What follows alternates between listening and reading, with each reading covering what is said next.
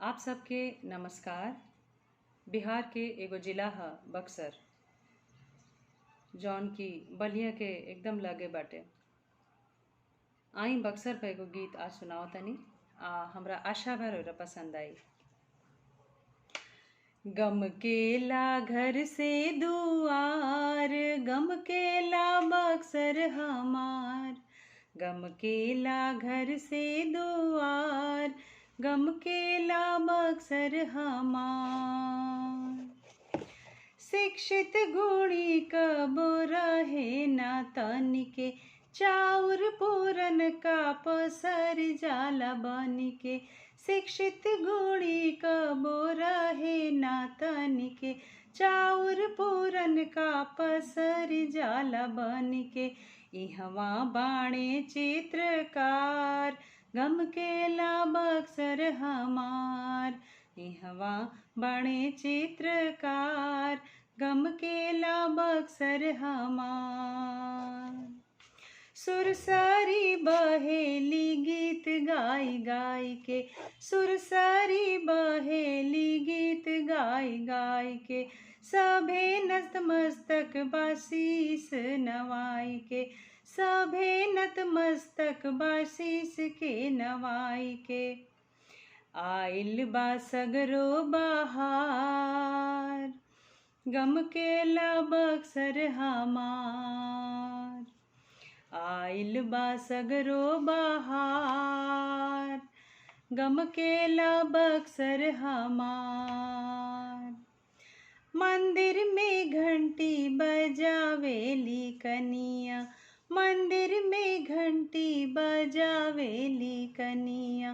गलियन में सजल परचून के दुकनिया, गलियन में सजल परचून के दुकनिया।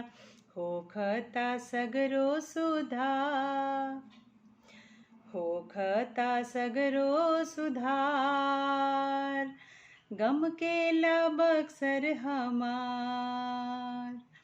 होखता सगरो सुधार, गम केला बक्सर हमार। भोजपुरी चित्रन से सजी स्टेशन, रंगमंच सजल बढ़ेला सुशासन। जल्दी ही देखब जा कि सारा जौन रेलवे स्टेशन बा ओइजा भोजपुरी चित्रकारी से ओकरा के सजावल जाई।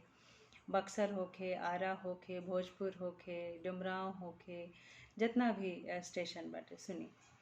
भोजपुरी चित्रन से सजी स्टेशन, रंगमंच सजल बढ़ेला सुशासन। नव की पीढ़ी ली संभार, गम केला बक्सर हमार।